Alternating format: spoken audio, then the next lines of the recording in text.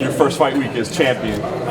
What's the feeling like? Is there any difference at all as far as your comfortability, your confidence, just how you're feeling? I'm always pretty confident. You know, you guys know you've been here this whole way, so I'm always confident, man. It feels good, you know. People are calling me the champ.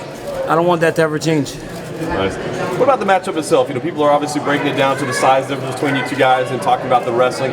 You went to Chechnya to try to show up as wrestling. I mean, how much can a guy get ready in one fight camp? And just what do you think about the whole matchup? He's been doing it for a while, since Phil whipped him. But it doesn't matter. It's been a lifetime. And if I don't have to take him down, I can beat him in the stand-up. So I hope he spent a lot of time practicing wrestling, so when I punch him in the face, he's not ready for it. Talk about obviously the Jon Jones news this week. Does that change anything for you? Does it do anything knowing that, you know, he's going to avoid the jail time, he's back in the mix, and that would probably be your next fight if you can win here? Well, I mean, I'm going to win, so yeah, nah, whatever. I've got a fight Saturday. Congratulations. You know, still have some business to take care of, obviously. We'll see when the UFC clears him, and we'll see when he wants to fight. You know, we don't know what he's been doing these last few months, but if he's been training, then so be it. If there was ever a doubt that I want to get back in the octagon with that man, please put it to rest. There's no worry on my end. We're celebrating on this side. At least for us, I mean, the timing's kind of hilarious that the court date was set for right before this kicked off. And is it annoying to you that it kind of looms large over all of this? No, I mean, it looms large to you guys, not me. I'm focused on the task at hand. I've said time and time again, that guy's not on my radar. I'm trying to prepare for a tough guy on Saturday night. And yeah, worked out that way, but oh well, you know. I'm a competitor. I will never back down from anything. And I'm glad he's back. If he's even back, he hasn't been reinstated yet. I mean, we're talking like this guy's scheduling a fight right now. We don't know where this guy's headspace is. We need to figure it out. He's got some things to still figure out on his own. Just because he got his punishment by the justice system, and we don't know what damages did to this kid. And if it did none, then this dude's got some real problems. You had some fun with the infographic that they had put together about your time with Jon and Alex's fight with Jon, saying he's not the only guy that we fought. Yeah, I mean, it just shows, you know, a lot of times it seems as though Alex has gotten a lifetime pass because of that fight in September of whatever year it was, because whatever happened before that or after that doesn't seem to matter in his case, because we continue to go back to that same night.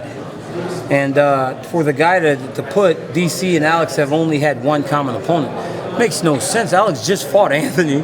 I just fought Anthony. He's not even our last common opponent.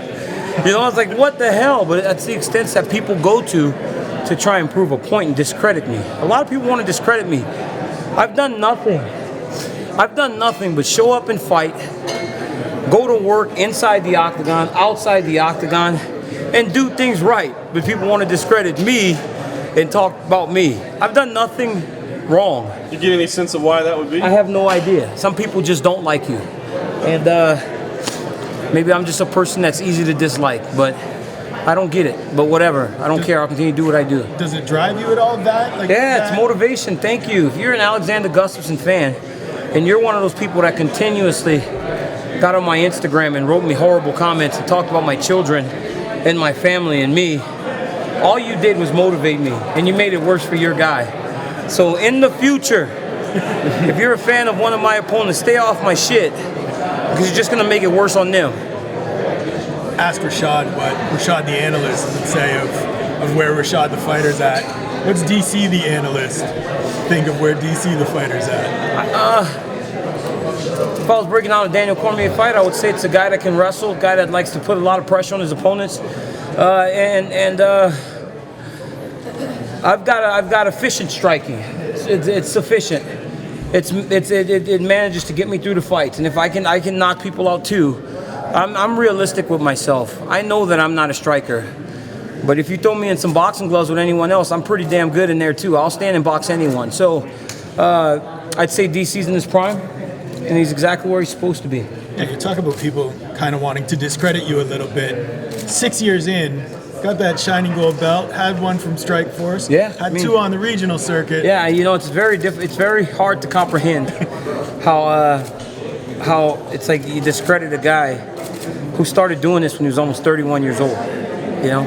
But once again, some people just don't like you. You cannot satisfy everyone. But I've got a lot of supportive fans, people that do like me, and people that do care about me, and people do enjoy what I do. So these people that don't, all I'm talking to you is for one reason. Thanks for the motivation.